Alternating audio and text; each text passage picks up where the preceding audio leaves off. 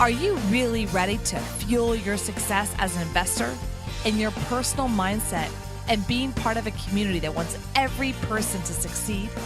Welcome to the Thriving Investor Podcast with author, educator, successful non-traditional investor, Troy Fullwood. Turn up the volume and let's get you set up to thrive.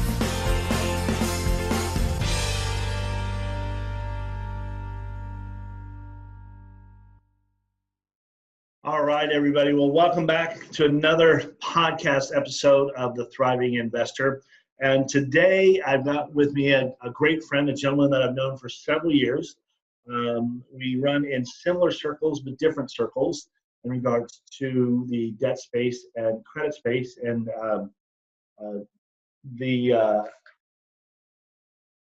sorry about that, I got busy moving things. So Mr. Jeremiah Schulz, from National Credit Corp. Thank you so much for being here. Jeremiah, you've been in the business for almost 10 years. Started with a small group of guys from high school doing business credit cards and term loans. He lives in Chicago, travels freely around the U.S., speaks both to regular places, clients that he's had for a while, as well as new places. He's married with 2 boys under 3. I understand the busyness of that. I got 2 5-year-old twins. So very, very exciting time. I'm not going to dive too much into your bio, Jeremiah, because I would like you to tell us more about what it is that you do, and we're gonna dive into that. But take us back a bit and how you got started in the business. Sure. Well, nice to talk to you again. Hi, everybody. Jeremiah Schulz from Chicago, National Corporate Credit. And like Troy said, we got started doing this out of high school, actually, because initially we were interested in real estate. I had a very small group of entrepreneurial mindset friends. There was about 4 to 6 of us at the time. And we got into the real estate niche, actually. We were trying to do fix and flips, get a couple of properties to hold on to as rentals. And we were running into financing issues. Obviously, we were very young, fresh out of high school, but it wasn't just because of our age. It was just the environment. It was very hard to find unsecured capital that you could use for real estate or really any sort of business venture. And just in our branching out and looking all over the place for money to do our own deals, we stumbled upon a couple of programs that were somewhat new to the lending space back in those days, but we were still able to take advantage of them. And after we did that and we got some funding for some of our own real estate ventures, we kind of took a step back and said, wait a second, you know, we love real estate. We'll always be in it because that's going to be our long-term goal and what kind of gives us residuals to retire on when we're in our 40s, 50s, and 60s. So mind you, we were starting as late teenagers, so we had retirement at about 35, 40 in mindset. But we took a step back and said, we'll keep the real estate going because we love doing that. But if we had this amount of trouble finding financing and working capital, and we stumbled upon these types of programs, which were good, but we were like, holy cow, this could be a lot better. Let's develop a business around this, because I'd imagine that just like us, millions of other small business owners and entrepreneurs are having the exact same problem. So hence the first program we run and still run, the business credit card program, that's how that came to be. As long as you have good personal credit, you can go out and get business credit cards that are in your company's name, so they don't show up on your personal credit. They build your company's credit profile. You can be a startup, your revenue doesn't matter. So that was a nice little niche product that we stumbled upon, but after we went through it ourselves, we knew how it could be really improved. So we took a firm grasp on it and developed a business model around that. And I mean, within 2 or 3 years, we all like to say we were psychologically unemployable. We could never go back to working a 9-to-5 job. We had your starter teenage jobs, you know, working at the hardware store or whatnot. So we knew what that 9-to-5 was like. But after actually getting a taste of what it was like to be an entrepreneur, helping other business owners, getting to travel and interact with people and speak to people, and really playing with no safety net, but still playing by your own rules, we could never go back, and we knew this is what we were going to stick together forever, basically, and just keep on growing it because we loved it. So that was almost a decade ago now. We graduated in 2008, teenagers fresh out of high school. First couple of years, everything took off with the business credit cards and things were rolling well. The past couple of years, the business credit card side has slowed a little bit. They're not giving you as much in business credit to start. So we actually brought in a second program called the term loan program. Nice. Similar deal, as long as you have good personal credit and though having good enough personal income, you can get actual cash loans that you can go out for any small business and use. Mm-hmm. And we just really love we love interacting with people. We love seeing a business come to us that literally filed for their business entity 24 hours previous, getting them funding, and then having them come back to us a year later for more because they're growing and busting at the seams. And we've got companies that we've worked with 6-7 times over the course of the past decade, and we've seen them go from, working out of their kitchen in their underwear all the way up to literally having 40, 50 employees. And it's the lifestyle we like too. It's the fact that I'm at my cabin right now, actually in the Upper Peninsula of Michigan. Yeah. And I'm still helping out all my clients. I'm still in touch with everybody, but I can bring my family up here for a weekend. I get to go all around the U.S. and talk to people about what I do, meet a ton of new people, make a ton of new friends, help everybody. And I'm never obligated to be in one place at a certain time. So it was a rough start, obviously. We definitely had our ups and downs, and you're working 18 hours a day, 19 hours a day, even perhaps in the beginning to get everything rolling. There is no, you get paid no matter what. You're building your own name, your own brand, your own company. So that's kind of what helps us relate to our clients. The fact that we literally started our own company 10 years ago. We all lived at the library. We lived at the small little office location we had bought, just building ourselves up.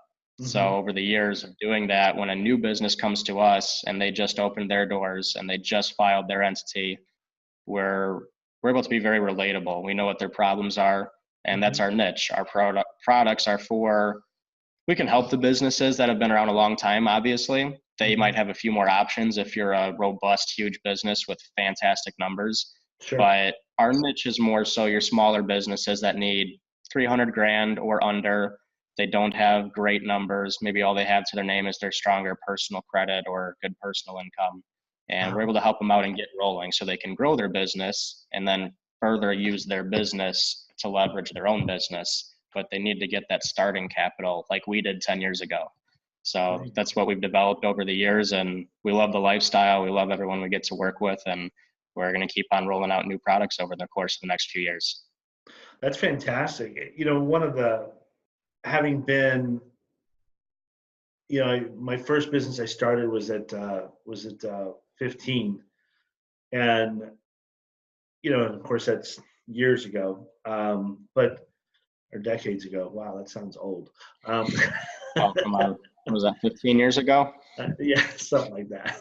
And but I love your spirit, and I love what you guys represent and stand for, because you're helping the men and women, who are entrepreneurs, not just real estate. I'm sure if you looked at your Rolodex of clients, they're not just real estate people, although that's your launching point, is you guys launched from that space because that's what you guys went after. But I'm sure it's grown over the years.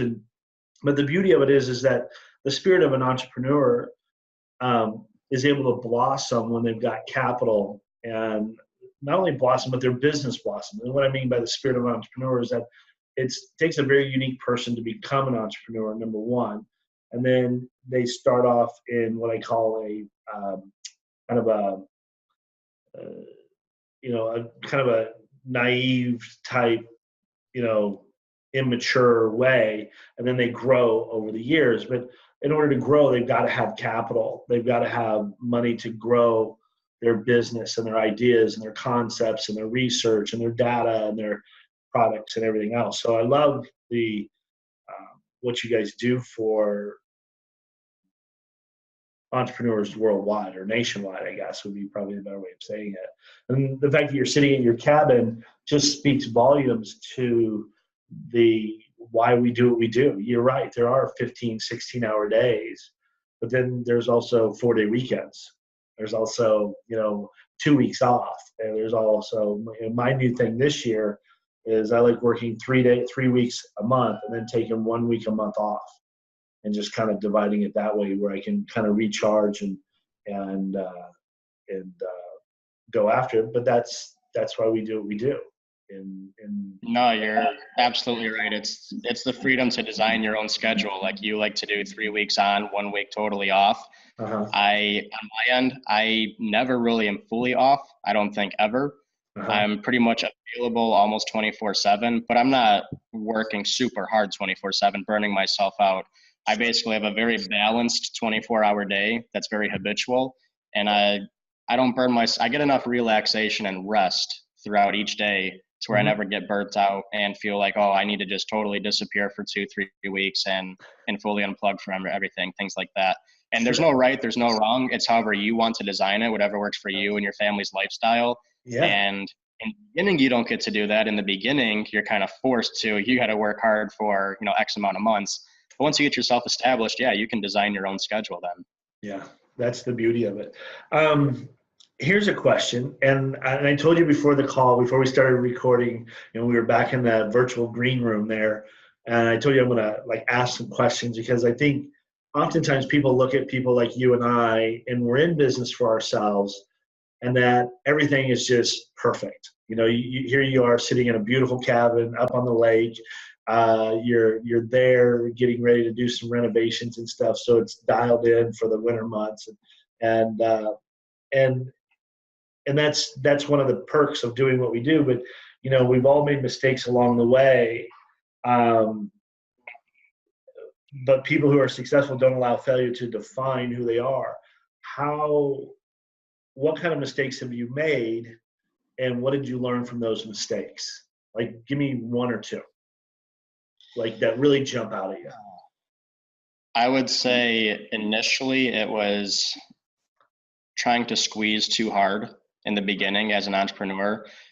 You do need to devote an immense amount of energy and time to getting your business going, but your own personal peace when you're an entrepreneur, your business is a reflection of yourself and how you feel about yourself and the energy level you have and the health level you have. So when you work a W-2 job, you can kind of go in feeling crappy, you're out of shape, you're tired. You can fairly, for the most part, produce the same results and you get paid the same check. When you're an entrepreneur, your business and your results for your business are a direct reflection of how you feel about yourself. So in the beginning, we burnt ourselves out because we thought, oh, well, more work, more better, right? Not really the case as an entrepreneur. You still have to work a lot and put a lot of time in, but we decided we all have the similar interests. So at a certain point, when things kept on breaking and falling back and 2 steps forward, but 2 steps back type of thing, we all kind of got on the similar schedule. And every single day we would read at the same time as a group, not together sitting as a group. We'd go our separate ways, but we'd have almost an hour straight of we'd read the same book, an entrepreneurial minded, growing your business type of book for some mental stimulation and getting away from the computers and the clients. We would go to the gym at the same exact time every single day together. We'd get a nice workout in together. We'd swim at the pool for a half hour or so, decompress, and then we'd come back. And what we found was if you're taking care of yourself physically, mentally, spiritually, you're giving your family what you need still as an entrepreneur, you can get done in 12 hours in a healthy mindset what would take you 20 hours to get done if you're just constantly grinding and never feeding yourself as a person. Wow. So that was honestly one of the biggest things that we learned was maximization of your time and how much you get done when you're in a healthy state of mind. Yeah. So that was one of the things that really helped us out. Nice. One of the other things, let's see, definitely the 80-20 rule was a hard one for us to get our heads around wrapped in the beginning. The fact that we all were young, zealous, we wanted to help everybody, but it's not right for everybody. Not everybody wants to be helped. Everyone you interact with is really not going to produce results for you. So I guess to summarize that, point number 2 is don't mistake activity for accomplishment. You can go out and get 100 leads, but if they're the wrong leads, you don't follow up on them, they're not the right fit for what you do and provide, that was 100 wasted contacts. Sure. So it's really working with people that you're not trying to force the issue with. It's a natural, good fit, something you can provide and help them with. And just going after using your time in a quality manner. When you work a W-2 job, 9 to 5, you might dilly-dally on the internet for an hour a day over the course of a day, do little things that just kind of burn up time, and you get paid the same. As an entrepreneur, you only get paid on your results. So focus in on what produces your results and grows your business. Yeah. No, that's great advice. Both of those are great advice, because I think they cover the spectrum of entrepreneurs as a whole, whether you're running a restaurant or a flower shop or a lawn care service or doing what you do or doing what I do, taking time out and having a real balanced life or daily activity only makes you more productive and more effective versus, trying to quote unquote grind it out. I'm going to grind this out. And that's fine. You can certainly do that. But I think eventually everybody learns that secret. Some learn it faster than others. It's okay. I mean, we all learn at our own speed. But I love the fact that you shared that. And then even the results. My mom, who's a life coach, often talks about, never confuse action with results. They're two totally different things. And your results are what speak to the accuracy of your efforts at the end of the day. And so if the result's not what you wanted, it's not that it's right or wrong. It's not that it's even good or bad. It's just a result. So how can I change that result? And it might be something I have to change, or it might be, like you said, the list. You get a list and there's nothing there. It's like, okay, I got to get a different list, or I got to get a different call, or Rolodex of people. So I love that. It's great stuff. So man, there's so many great questions here. What was the most, now this is a good one. Okay. What was the most liberating aspect about becoming successful?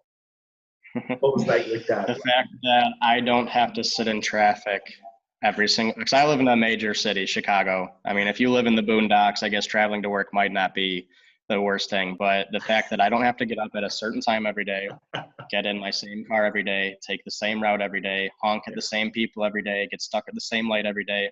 I did that a little bit, obviously, before this was really, really, really churning along, and it was awful. So the fact that I don't want to give up the impression I work 4 hours a day. On average, I still probably put in 10 hours a day to my craft because I love it, and it's what I do.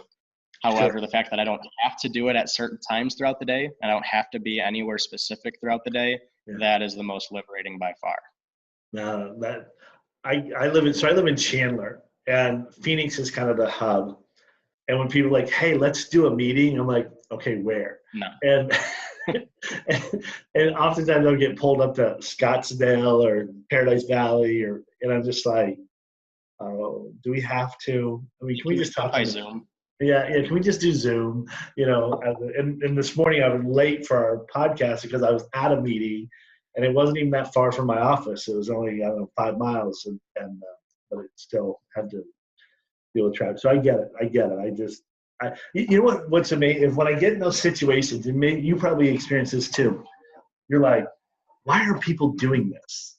Like, for the love of God, they're sitting in traffic for an hour, 2 hours a day, getting to and from this job that they don't like, that oftentimes they don't like. They're frustrated, they're irritated, there are 10,000 things going on in their head about what they forgot to do at home before they left, what they still need to do at home tonight when they get back, and then all the things they need to do when they get to the office. And their brain is just going 100 miles an hour, and you can see it, like they're gripping the wheel of the car just as tight as can be. And it's like, wow, that's the life they chose. And they don't have to stay on that path. They can change it. But yeah, unfortunately, most of those people are in the worst spot you can be in, and that's lukewarm. You make just enough to live a comfortable lifestyle. Yeah. And it's really hard to be motivated to try and do more when you are getting by. Yeah. It's either, you get the taste of what I guess people would refer to as the good life. Free schedule, finances are not, for the most part, an issue. Mm-hmm. That's motivating for a lot of people to keep it because they've tasted it. Mm-hmm. Or on the flip side, you lose your job, or there's just you despise it enough to where you cannot do it anymore. So you kind of hit bottom. Yeah. That is motivating as well because there's nowhere to go but up. And if you got to work on going up, you might as well try for something that you want to do as an entrepreneur. But those that are stuck comfortably in the middle tend to stay there because they are comfortable, and it's the worst spot to be. Yeah. Yeah. I often think that those folks, when they run into adversity or adversity crosses their path, I often think it's designed to really shake up their behavior pattern and what they've been doing because there's something better for them. In other words, it's more of kind of a universal law that's coming at them saying, hey, we really have something better over here for you, but you've kind of settled into this, for lack of better words, a rut. And we need to like shake up this rut to get you to turn left here, or turn right here and go this way. And oftentimes rather people don't look at it that way. They look at it more as like, I lost my job and it's the worst thing ever. And now how am I going to explain this when I get home? And it's like, I love use it. Yeah. I mean, I think I've been fired from every job I've ever had, and I haven't had a lot of them, because I just didn't, it was one of those things where you go in there and you see opportunity where you can make things better. And the people that own the company don't want to make things better. Like they even kind of, sometimes an entrepreneur can become comfortably numb. It's that old Pink Floyd song. Oh yeah. They become comfortably numb, and it's like, wow, you got to keep like leveling up. And don't get me wrong, I like being comfortably numb too. I like things to kind of run on autopilot when I'm unplugged. But truth is, like you say, Jeremiah, it doesn't always happen that way. There's things that happen and I get pulled back into it, and I got to make a few phone calls and get the wheels back on track. So that's great.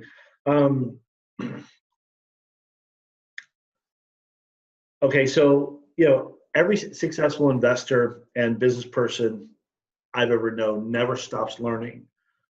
Here's a question for you. Do you have a mentor? I did recently work with a mentor, actually. His name is Jeffrey Combs. I'm not sure if you guys have ever heard of him, but he's a life coach. He dabbles more so on your personal life, but with him working with entrepreneurs, it's a direct correlation to your business results. So I highly, highly recommend mentors, actually. Someone who, they don't have to be in the exact same space as you, but they're living the type of lifestyle and have taken a similar journey that you want to live and or take. Oh, that's good. That's good. Are you reading any particular book right now? I just started Power versus Force, actually. I'm only a few chapters in, but I like that one a lot because it explains and really dives into the different vibrational levels. It goes, like apathy, sorrow, sadness, grief, guilt, and it slowly builds up to, happiness, contentment, bliss, joy, love, and what each level vibrates at, and kind of what results you're probably getting depending on where you're vibrating at as an individual. Okay. And then it also obviously touches on being in your power and being comfortable with everything versus always trying to squeeze everything and force it to happen. So hence Power versus Force. No, that's great. That's great. I've never heard of that. I'll have to look that up. What book did you read before that? What was I in before that? I was in the middle of reading The 48 Laws of Power. I think it's by Robert Greene. And I had to skip through like 75% of the book because it was all power from like 1950s corporate version. Like, this is how you slay your enemy. And it's like, it's not the type of power I was looking for. Okay. A couple of chapters were very beneficial. One was something along the lines of the power of silence. You don't always have to blab your entire life or thoughts or strategy. It's kind of the world we live in nowadays, especially with social media. It's just become second nature where we tell everyone everything, from what our plans are to what we're thinking, our strategies, even everything. And sometimes just sitting back and being a little bit more on the quiet side and observing and absorbing will actually help put you in your own power and peace a lot more than blabbing it all around everywhere. Yeah. I have a lot of older investor friends that are in their 60 plus, age group, and they don't understand this whole social media thing. I mean, some of them are on Facebook. That's about as far as it gets. They don't do the Instagram and Snapchat social media side of it. And most of them are at the I don't care phase of life, what people think kind of life. So they've made it. They've stashed away their money and they've got their assets spinning off cash flow and things like that. So they can be a little more, I guess, blunt, I guess would be a way of putting it. Sure. But they'll often ask me, or we'll have conversations about the social media aspect of giving everything away. And when you ask them, and now these are people that, like, one guy, just at the peak of the crash sold, he had accumulated 8,200 doors, 8,200 apartments just in the Phoenix Metroplex. So these aren't guys that had like 3 or 4 rental properties, and no, these are guys that massively successful.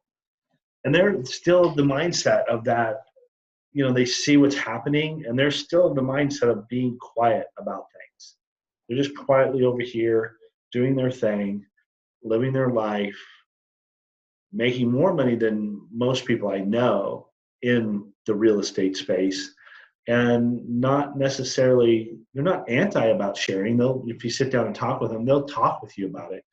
But as far as like the world, they tend to kind of keep things quiet, I guess would be the way of putting it. Sure. They've got their mind on their own business, and they get up each day and follow their habits and their routines, what's amassed their network and their wealth, and they don't have as much time to go around to all these different seminars or social media platforms and engaging with people and trying to jazz everything up like that. They know what works and they do it, and they keep to themselves about it. Yeah, and that's very much their model. One guy, he doesn't own the house anymore. He sold it a couple of years ago and moved further out and built kind of a ranch for his wife's horses and stuff. But he owned a house in downtown, kind of upper Phoenix area, older wealth type area. But he shared with me there was a couple of gurus, real estate gurus, that actually rented his house to create their commercials and stuff like that. Really? Yeah, they come in and pay him. I think he was charging like $10,000 a day, and they'd buy like 3 days worth of filming and producing at his house, and he was okay with it. I'm like, all right, you give me 10 grand a day, and I'll go stay at the Ritz. You'll pick up that tab too, and you can film all you want. I don't care. So. I've heard of rappers doing that. They'll go and the ones that aren't actually successful yet, or like music producers, doesn't have to be rappers, but they'll go and they'll actually rent out nice cars, nice houses, things like that to make their little videos and make it seem like they've made it, which kudos to them. It works. It helps. It's your image. I was sucker punched when I learned that the show MTV Cribs, that the majority of the houses that the stars filmed in were not their houses, actually. As in they still had a mortgage on it, or they literally bought it for the day or rented it for the day? They rented it for the day. Yeah, I just learned that like a couple months ago, and somebody told, I was like, no way, and they're like, oh yeah, look it up, and I'm like, sure, no, like, really? And I was like, of course, you see that. Mind you, I'm dating myself back, decades ago when that show was really popular. I don't even know if it's still on anymore, but they would rent houses and film whoever, Bond or whatever. That's real life right there. Give me 1 second. Yeah, it's all good. It's all good. Go for it.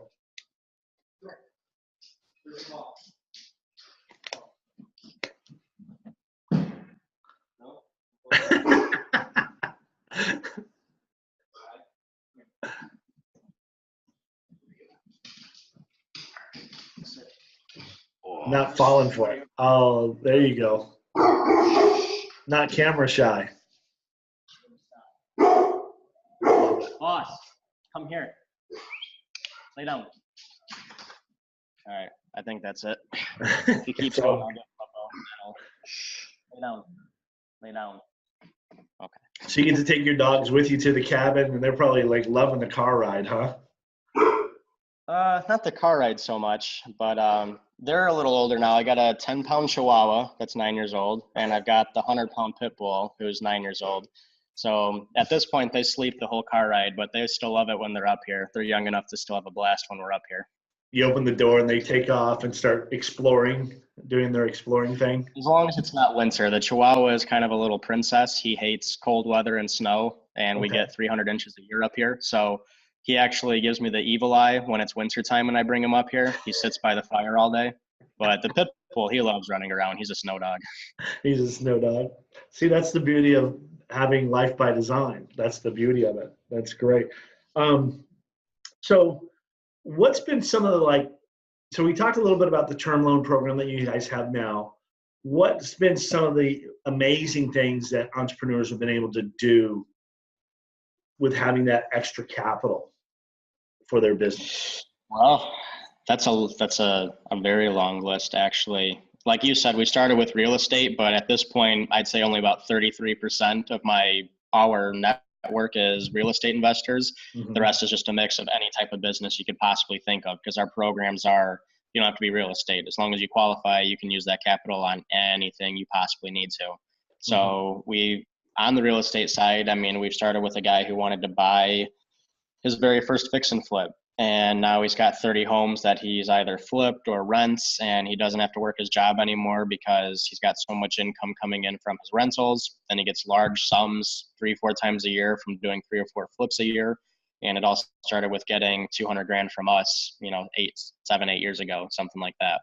Wow. So on the real estate side, a lot of stories like that where people come in, they're starting to dabble with it. They still work a normal job, but after a couple of years, when they come back to us for more funds, when I'm talking to them like, hey, how's you still driving the truck or whatever? He's like, oh gosh, no. All I focus on now are my properties because I got plenty coming in from that. And they're starting to be able to live that life that they started it all to do. Mm-hmm. I just did a bakery, actually. She called me back. I think I got a lady like $150,000 a couple of years ago. She wanted to open a little bakery on a corner. And she opened the bakery on the corner. It was so successful that she's come back to me now because she needs a huge commercial location because she already has 8 employees and they're just busting at the seams. So a lot of times it's hard to find funding when you don't have the track record already, or your business isn't doing millions of dollars a year and you're this big, well-established firm. So our programs are very niche and tailored to where if you qualify and it's not based on you already having a successful business, you can use that influx of capital to get your business rolling. And when we hear from them a few years down the road, they've quit their job they were working at and now their business is running the show for them. Or they come back and they're doing great and they just need another influx to take that next step, kind of like the bakery lady that called me a few weeks ago. Wow. No, that's great. How do you, and we all deal with this because of the fact that we're in the space of money, we're in the money space. How do you explain to people, fees and cost of capital at the end of the day? What's the best explanation you can give? I always tell people it's okay for everybody to make money. Everybody's winning. That's when you're working the W-2 job and you're working for your company, you literally operate under a mindset almost, from what I've experienced, of you're trying to hoard as much for yourself and that company as possible. You don't want to get fired, things like that. When you're an entrepreneur, you want to work with groups and networks and environments where everybody is growing and everybody's winning. Yeah. So kind of, for example, with our programs, the cost, we invoice a percentage of the loans or business credit cards that we actually get them approved for. And I honestly don't get questioned on the cost too often. It's not egregious or anything like that. But when a client does question it, I'll typically let them know, hey, we're going to get you $100,000. We're going to make our percentage off of going out and actually getting you that loan. Right. With our percentage included, how much are you going to make on this first property or getting your business rolling? And we'll run the numbers and I'll say, okay, so you're making, of what's there to be made, you're making 90% and we're making 10% per se. You're winning. we're winning by helping you get your doors open. And obviously we're paying our bills in the process for our service. And then 2-3 years down the road from now, just because we were able to get you started, and obviously we had a small piece of that cake for getting you started. Now look where you are 2 years down the road. Yeah. So I just try and tell people, think long-term. I mean, if you're looking to flip one home, I always like to use real estate just because it was where we started. But if you're looking to flip one home, then I guess, yeah, you want to make as much as possible on that home, and you're really going to nickel and dime. But if you're just needing that influx capital to get going, and it's going to be a long-term thing, and you plan on doing this for the next 10, 20, 30, 40 years, think long-term. What is paying a financial consultant $5,000 5 years ago to get you $50,000 if it led to you running a multi-million-dollar business now? Sure. Now, that's the beauty of it. I have the same philosophy that you do. The cost of capital is relative to the profit you're going to make. And if somebody's charging, 10% or 3% or, 18%, whatever it is, what can you actually make off of that capital? Like, what can you grow that into? And then look at that number and how you say, re-engineer the deal to see what actually trickles down to your pocket at the end of the day, and focus on that versus what that person is making and the door that person or that company is opening for you. Because they're actually, that capital is actually opening doors of opportunity for a business owner, no matter what that is. Even the bakery, she's like, wow, if I get this much more money, I can do a second location, and now my business doubles or, quadruples, whatever it is, exponentially. And I've always had that idea. I mean, the first fund I ever put together, our cost of capital was expensive. It was like, 16, 17% cost of capital, but we were operating at 92% IRR. So it was so like, everybody's winning. Yeah, everybody's winning, and it worked. Now the margins in our industry are not as big, but then again, our cost of capital from Wall Street's like, 4%. So it's a different animal altogether. Our margins aren't 92 either. Our margins are closer to like 18 and 15. So that didn't last forever. 92% margins. No, that was like a Babe Ruth era. That was it. It was just a short period of time that we got to play in that space. But I think I've known you for about 3 years now. I've seen you grow as a father and as a business person. I've seen your company grow. Your founder and partner and I have spoken NASDAQ together, which was exciting. But I love the doors that your company opens all the time, and that I think is such a huge asset to the space and to the service that you guys bring. Because being an entrepreneur, you can attest to this. I can attest to this. It's a life changer. I mean, it's a life changer. I mean, the fact that you're sitting up in, up at your cabin with your dogs, and yeah, you're there to do some work, and yeah, we're doing this podcast and we're doing some stuff, but at the end of the day, it's a choice. It's now a choice, whereas it may not have been a choice if you would have gone down a different road. So that's absolutely. I would have gotten my 1 to 2 weeks vacation a year and been scrambling to squeeze a vacation in that you come back feeling more exhausted from than when you left for it. So it's great. Absolutely. All right, so I got a question for you. I think we'll close this down. What would be 2 or 3 strategies you would recommend that an entrepreneur focus on to best ensure their success? Like, what would be 2 or 3 ideas you could share with them? And we kind of talked a little bit, I think, in the beginning about some stuff, but is there anything beyond that? I would say it was kind of the 2 things, honestly, that I touched on already. Mm-hmm. It was investing in yourself just as much as you do your business, because your business is a reflection of yourself. Sure. So investing in yourself. Every single business owner is in a different space. They're running a different type of business, things like that. But there are there are general commonalities that apply to everything, such as no matter what you're doing, keep yourself healthy, keep yourself happy, keep yourself active, spiritually fed, things like that, and it's going to help your business. The other is similar to that, but it's the one we already touched on, is focus your efforts on what's going to produce results for your business. So you can be active and busy all day long, but if that doesn't equate to results and closings or things actually going through, you didn't make any money that day. You're busy all day, great, but things where you're busy all day and you don't make any money are called hobbies, not businesses. Right. You are in business to profit and to make money, and you deserve to make money. You're going to be, if you're not already skilled in your space, you're going to become skilled in your space. And it's sitting back and understanding you deserve to make good money for your efforts and your services. So be open to accepting what you're worth and put your efforts into what actually produces those results. Nice. Anything else I can think of would be, have fun. People that work W-2 jobs are miserable for the most part. When you work for somebody else, you might not think your job is super boring, but you don't wake up every day and say, oh boy, I get to go do this. Have fun with this. You get one life. It goes by quickly. I'm still young, I'm 27, but I'm already 27 with 2 kids, wife. I mean, life does go quickly. So have fun with it. You're able to design your life. And if you've made that decision to be an entrepreneur and do your own thing, design it exactly how you want it and go get it. Yeah. Yeah.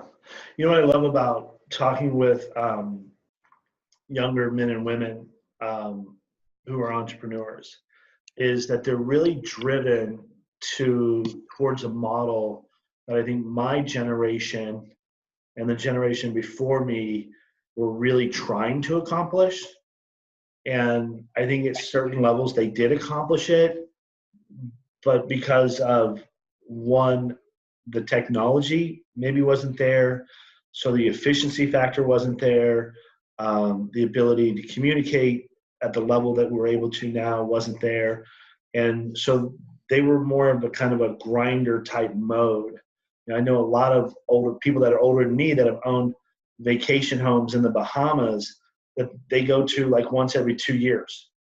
I'm like, Why would you do that? Well, because it's real estate, it's this. Yeah, but nobody, and it used to sit there vacant, but now because of VRBO and Airbnb, they're able to now rent it out, or they had a property manager that would rent it out, but it was kind of, half-hearted effort on their part.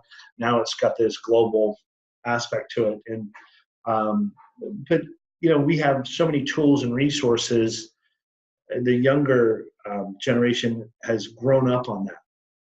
And so they're much more, I think, effective at doing what needs to be done. Therefore, it gives them more freedom to do what it is they want to do. In other words, I was having breakfast this morning, and they're both millennials, and they were talking about, how they're much more invested in experiences than they are, big houses and stuff like that at the end of the day. Absolutely. And you had asked me what one of the most rewarding things was, or it was something along those lines, one of your questions, and I said it was the freedom. And yeah, the finances, when they come, don't get me wrong, it's phenomenal, but the freedom to choose your own schedule, spend time with your family, go and experience new things, new places, that's what takes the cake. Yeah, it really does. It really does. And I think that those older generations, although they did do those things, what I see is they tended to do them later on in their life and in their career versus on the front side. And that whole thing of like, what are you going to say on your deathbed? It's not going to say, you're not going to be saying, I wish I would have worked more. It's more of, I wish I would have spent more time with the people I love, the people I care about, the people that are important to me. I wish I would have spent more time with that. And I think that message really trickled down to, the younger generation. And I only say that because I'm kind of the guy in the middle. I'm 52, so I got friends that are older that are literally going to their grave. And then I've got friends that are younger that are coming up in that entrepreneurial spirit.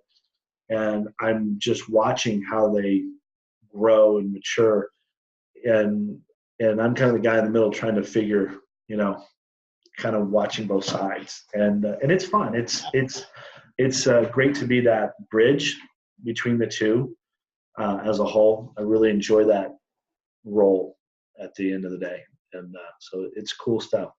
No, this is good. This is good. So, Jeremiah, how can people get a hold of you or things of that nature? I know that you've invested some time with me today. I appreciate that. But how can people get a hold of you with your term loan program, and they can mention Thriving Investor podcast, and how do they get a hold of you? Do you want me to get it to you electronically and you post it somewhere, or do you want me to give everybody my info here verbally?